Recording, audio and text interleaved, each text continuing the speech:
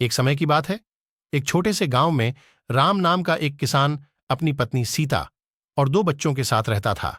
राम बहुत ही मेहनती था, लेकिन उसकी फसलें अक्सर खराब हो जाती थीं। उसकी आर्थिक स्थिति बहुत खराब थी।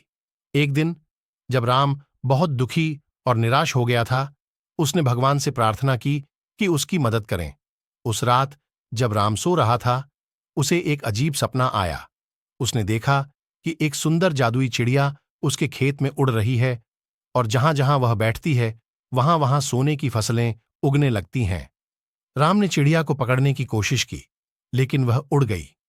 सुबह जब राम जागा तो उसने सोचा कि यह सिर्फ एक सपना था, लेकिन कुछ ही दिनों बाद राम को अपनी आंखों पर विश्वास नहीं हुआ जब उसने वही जादुई चिड़िया अपने खेत में देखी। राम ने चुपके से चिड़िया का पीछा किया और देखा कि चिड़िया एक पुराने पेड़ के पास जाकर बैठ गई। राम ने धीरे धीरे पास जाकर चिड़िया को पकड़ा और घर ले आया। राम ने चिड़िया को पिंजरे में बंद कर दिया और अपनी पत्नी को बताया। सीता ने कहा, हमें इस चिड़िया का ध्यान रखना चाहिए और इसे अच्छे से खिलाना चाहिए। शायद यह हमारी किस्मत बदल दे। राम ने सहमति में सिर हिलाया और दोनों ने मिलकर चिड़िया का बहुत अच्छे से ख्याल रखा। कुछ ही दिनों में राम के खेत में अद्भुत बदलाव होने लगे। जहां जहां चिड़िया बैठती, वहां वहां सोने की फसलें उगने लगीं। राम और उसकी पत्नी सीता की खुशियों का ठिकाना नहीं रहा। उनकी आर्थिक स्थिति सुधरने लगी और गांव में उनकी चर्चा होने लगी। एक दिन गांव का जमींदार ने राम के खेत में हो रहे इस अद्भुत चमत्कार के बारे में सुना। वह बहुत लालची और निर्दयी था। उसने सोचा कि अगर यह जादुई चिड़िया उसके पास आ जाए तो वह बहुत अमीर हो सकता है। उसने अपने आदमियों को राम के घर भेजा और चिड़िया को जबरदस्ती छीन लिया। राम और सीता बहुत दुखी हुए, लेकिन उन्होंने हार नहीं मानी। उन्होंने भगवान से प्रार्थना की और चिड़िया को वापस लाने की योजना बनाई।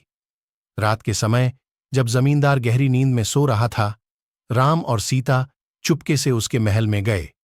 उन्होंने देखा कि चिड़िया पिंजरे में बहुत उदास बैठी थी। राम ने धीरे से पिंजरे का दरवाजा खोला और चिड़िया को आजाद कर दिया। चिड़िया ने राम और सीता को धन्यवाद कहा और उन्हें बताया कि वह असल में एक परी थी, जिसे एक शाप के कारण चिड़िया का रूप लेना पड़ा था। लेकिन राम और सीता की दयालुता और ईमानदारी ने उसका शाप तोड़ दिया। परी ने राम और सीता को आशीर्वाद दिया और कहा, अब से आपके खेतों में हमेशा समृद्धि रहेगी। फिर परी ने राम और सीता को अलविदा कहा और आकाश में उड़ गई।